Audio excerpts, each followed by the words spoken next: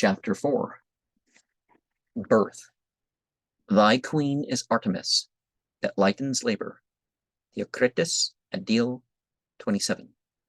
The midwife arrived. She had several names and was usually addressed as Mama or more politely, Hagia, but I named her, mentally, Sa'are Gamp. She was old, her white hair straggled about her face in wisps, and she was far from clean. She spoke in a husky, confidential voice, nudging me occasionally to emphasize a point, and her Arabic was so queer that I had to call in Jadon to interpret into more familiar language. Here, as in Baghdad, women of the villages use words and expressions which one rarely hears from men. Well, men and women are naturally going to use language and stuff a little bit different. It's how I can tell sometimes, oh, this book or whatever was written by a woman or a male, you know, and whatever. I mean, like TV shows and stuff too. John was not in the least embarrassed by obstetrical details, nor were we. Luckily, there is no prudery about such matters in the East. A woman may veil her face, but she will describe in fullest detail before her young sons the bringing to bed of a neighbor. Mira Wansa had already told me a good deal about the way in which Yazidi children come into the world.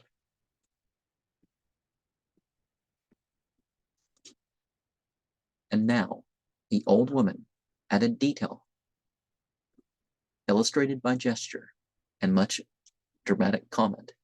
Birth was her all. She was its priestess, standing at the portals of life and death. And I fear that many must have gone out of the world by the latter instead of coming in by the former, owing to their ministrations. A good deal of what she and Mira Wansa told me I have put into an appendix, for it may be useful to the anthropologist, but weights my narrative unduly here. Mira Wansa had told me that an expectant mother should only look upon good things if she sees a snake or a toad or an ugly thing. The child that is to be born will be like them. I once knew a woman whose baby was born with a head like a sheep, and the mother told me it had happened because she had gazed at a sheep. Hagia said that she was sent for when the labor pains began. The woman is usually hurried down to the cellar, which she is likely to share with goats, sheep, and fowls. The room is not crowded with women, but a mother, sister, and one or two female relatives may be present, and if possible, the other sister. The woman does not lie for the birth, but crouches, clinging to another woman, who comforts and encourages her, while the midwife massages her abdomen and squats behind, ready to receive the child when it comes into the world. If labor is protracted, the midwife invokes supernatural help, saying, O Khatun Fakra helper, O Khidr Elias helper, O Sheikh Mate helper. And Malik Taus and other entities tend not to be too jealous, whatever else you're worshiping, that's whatever, but Khidr, as in the green one, Elias, so it looks like we have a combination with each of those. Thus said Hagia, was what she chanted over her patient. Now Khidr Elias is the prophet Elijah, and Sheikh Mate is Mar Mate, the Christian saint to whom the ancient monastery of that name is dedicated. But who was the lady Fakra? Both Jadon and Hagia hastened to inform me. She was the mother of holy sheikhs Sajjuddin, Nasruddin, Fakhruddin, and Babaddin. Baba as in the door, right? And is the especial patroness of women in childbirth. After a safe delivery, a thank offering should be made in her name, an unleavened bread, a simple dough of flour, salt, and water. I used to make items in that, and turned out a decade later, the gifts that I made with that some people still had them, called kubs, fatir, is baked and distributed to the poor. If the family is well-to-do, a sheep is killed and its meat is added to the thank offering.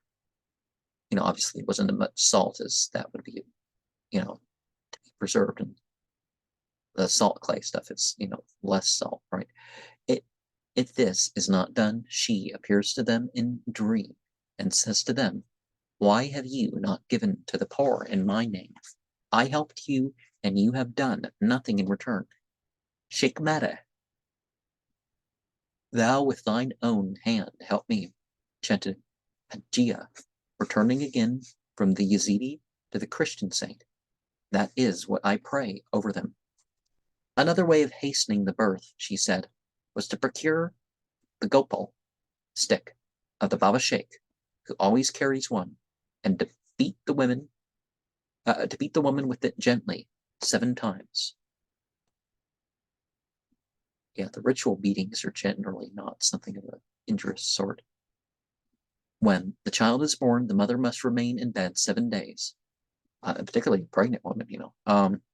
She is never left alone, lest she sees angels and demons in various shapes and go mad.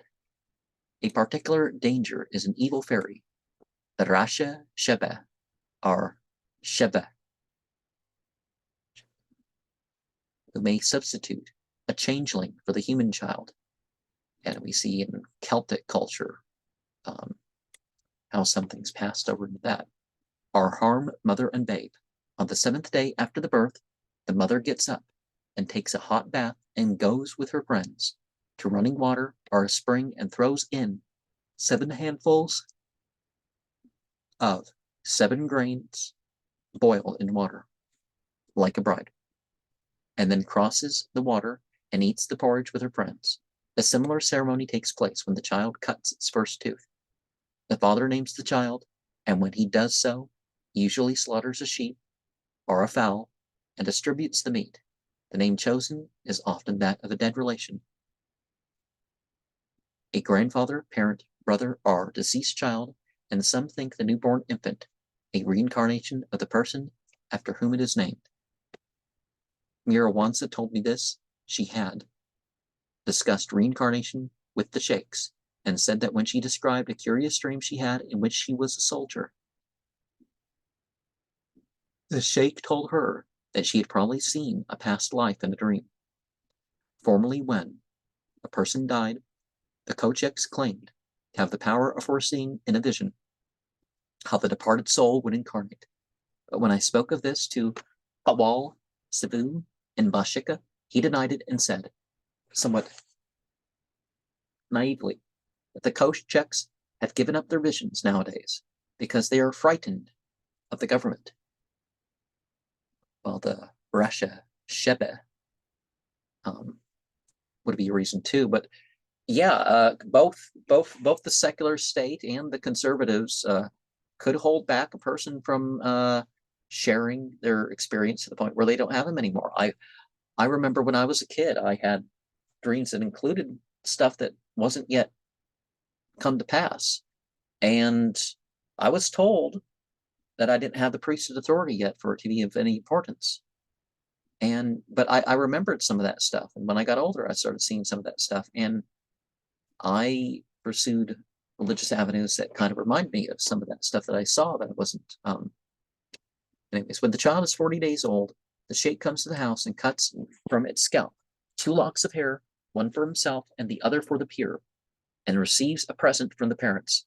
No scissors must touch the child's head until this is done.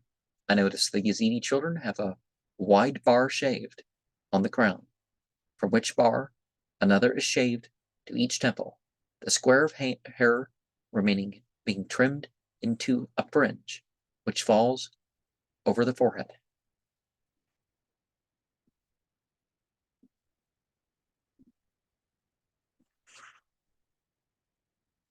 And Some people will say that that's the origin of bangs, right?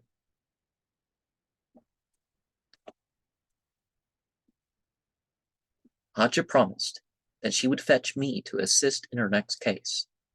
I bring some 30 babes into this world each year in Bashika, she told me. I gave her some money and promised more if she kept her word. Hajia then told me of a trick that the Rasha Sheva had once played on her. I had delivered the woman, she said, and was back at my house, which had no door to the courtyard. That night, there came one shouting outside my room, "Come, come, so-and-so is in labor." Now this was the woman in whose arms I had laid a babe that very day, but thinking perhaps that a twin child was to be born, I hurried out into the dark. I followed the figure, which was very tall, for you must know that Rasha Shevet is very long, like the Tantal, Hofglaven. And it went before me and led me, not to the house, but outside the village. When I saw whither I was being taken, I was very afraid and ran till I reached my own place. After that, Khatun, I had a door made to my house. And some pages were missing here, I think. It was my duty to pay several calls. First, there were the official calls, and I drank tea by invitation one day with the mayor of the village and his comely wife, a girl of Mosul, a kind and hospitable pair.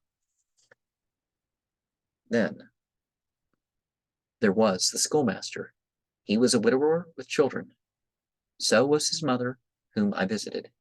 She was of a Bashika family, and had taken over the task of bringing up his children when her daughter-in-law died in childbirth. She was a simple peasant woman herself, a Christian of the Latin persuasion, and a picture of the Pope hung on the wall. I liked her generous manner and smile, and thought the schoolmaster a lucky man to have such an excellent soul to look after his orphans. Then there was the Yazidi Mukhtar.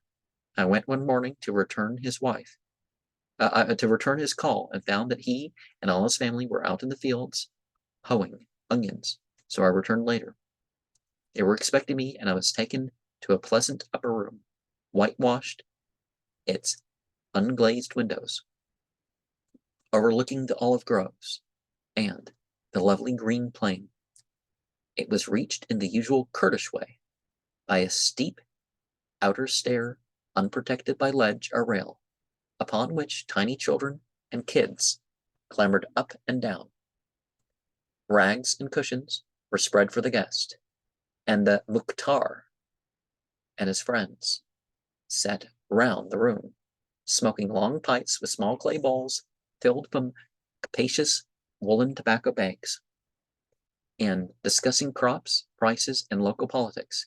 In this village, where there is neither radio, nor newspaper, no telephone, telegraph, or even daily postcar, the war only meant the increased price of certain commodities.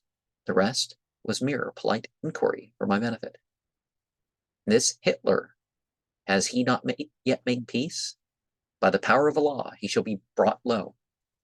Or sometimes, with a slight note of anxiety, Khatun, you think that the war will come here? If God wills, no. I made a reply, and a fervent echo, Inshallah, went round the room. With the Yazidis, it is the host or his son who prepares tea or coffee for the guest. It is a ceremonial gesture, not a household task relegated to women. I brought with me, as is my habit, a small bag of chocolates and sweets for the children, and these regarded me with shy favor from the doorway.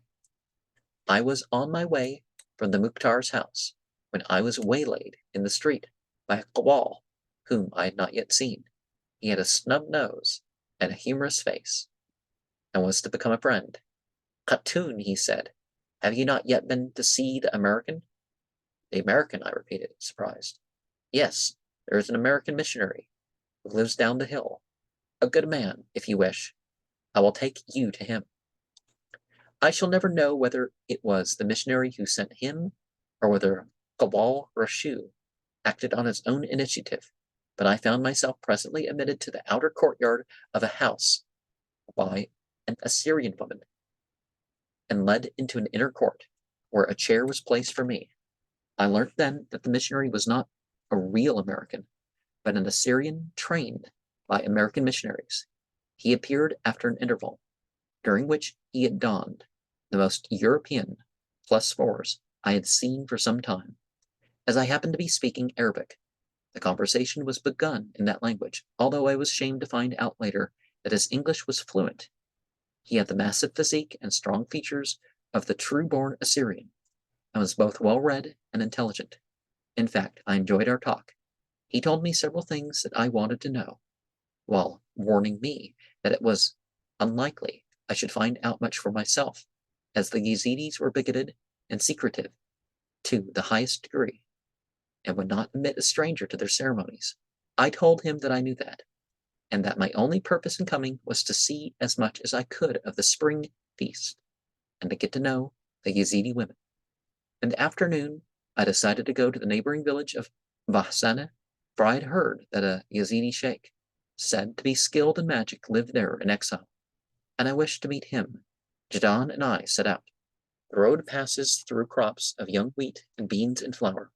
On either side rise grassy hills and knolls, crowned here and there with conical shrines, round which clustered a quantity of graves. Jadon told me that the Yazidis like to place a fluted cone over the grave of a young man or boy who has died after reaching puberty without being married. That is, he is treated as a saint, provided that he is beloved and his family have the means to raise such a monument. The attitude of the Yazidis toward celibacy is curious and seems to suggest Christian influences. But see, yeah, they're always trying to make the Yazidi like everything is just a compilation of the things going around, rather than perhaps them being first, as archaeology indicates, and their own legends indicate. And the Zoroastrian stuff indicates that people like them, as what we translate as witches and sorcerers and stuff like this in the Zoroastrian sources. But Sheikh Adib never married. His brother is said to have created a son without the aid of a woman, and tradition says that other companies of the saint provided children for themselves in the same manner. I have often heard from Yazidis of a saint. He was very pure, he never married, an attitude entirely opposed to Jewish and Mandaic ideas. For people of these races look upon an unmarried man as a sinner against life. Well, if you don't find a good spouse, you have a good excuse, right? But otherwise, rich or poor people are. Most of the Yazidi graves are marked with a rough stone placed at the foot and head, although here and there a tomb is wholly carved with masonry, or has an elaborate headstone bearing an inscription, local marble being used for the slab. The inscription usually states in Arabic that so and so passed into the mercy of God on such and such a date. All face east. A few are decorated with simple incised carvings. At the side of one I saw was a sheikh's gopal, a stick with a hooked handle, and rough representations of a dagger and powder horn. We learned afterwards this dead sheikh had been stabbed to death. A stone saddle over another grave records that the departed died from a fall when riding. I have seen plaits of hair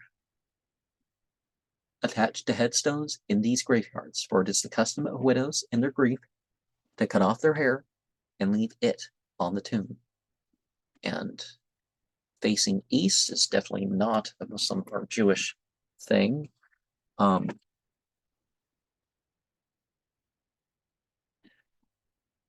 I mean, if they don't know their prayer direction, but you know what I mean? So but there's so many cultures that they face east in burial and other stuff. The air bore sweetness from the hills, for these were covered with grass and flowers except where the rock crops through. Here and there were olive trees and groves, and gardens lay between the cultivation and lower plain beyond. Storks paced about the field, solemnly, rising and flapping their wings in slow flight. When we came near, no one kills these privileged birds. I mean, what's the point of just killing the animals anyways? You kind of, if there's no use for it other than, convenience or something. Bahzana is built on a mound, and the houses, flat roofed, clustered close together, with the green hills rolling right up to the walls.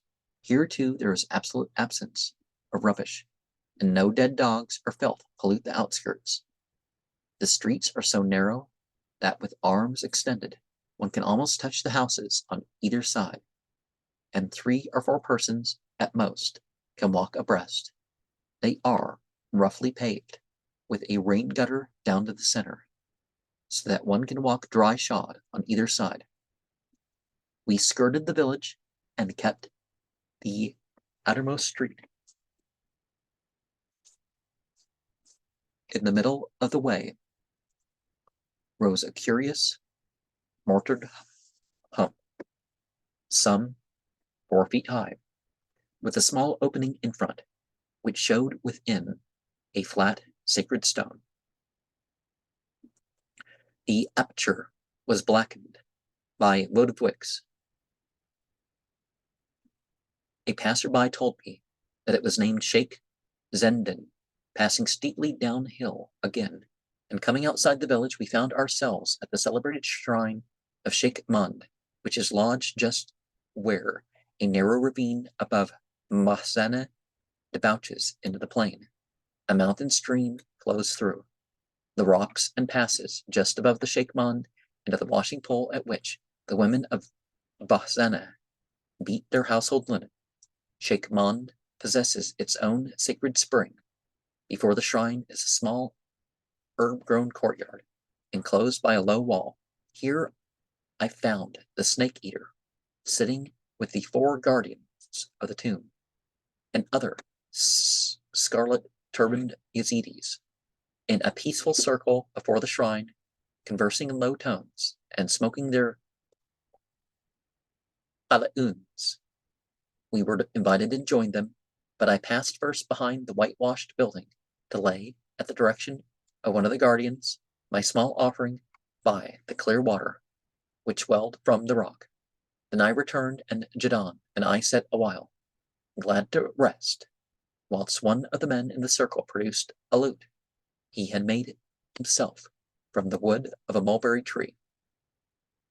The wire strings were 4 in number. The keys at the top of the neck were like those of a guitar, but the low bridge slanted at an angle.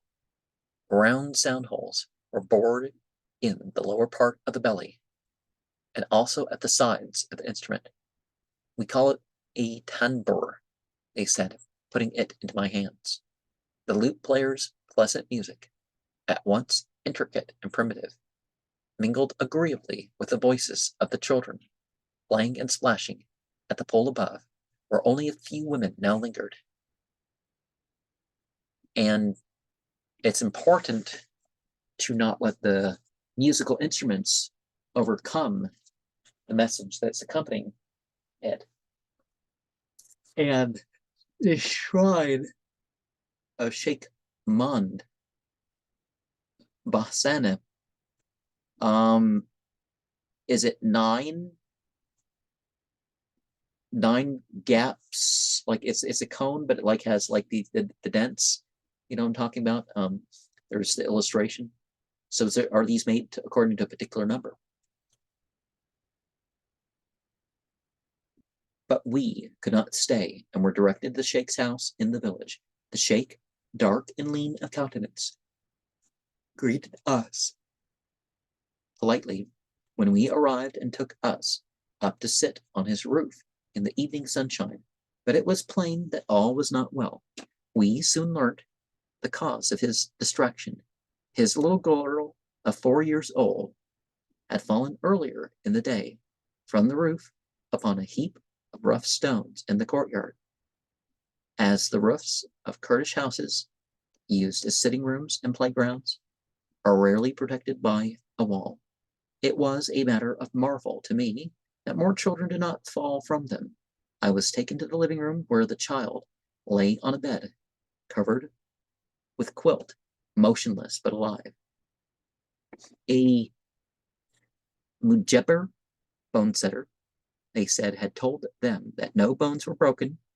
I begged them to keep her quiet, but before we left, the mother had picked the little thing up and was carrying her in her arms. It seemed impossible that the child should survive. We left because, why would you want to witness the child die if it's not going to make any difference? And a bone setter is, of course, the primitive form of a chiropractor.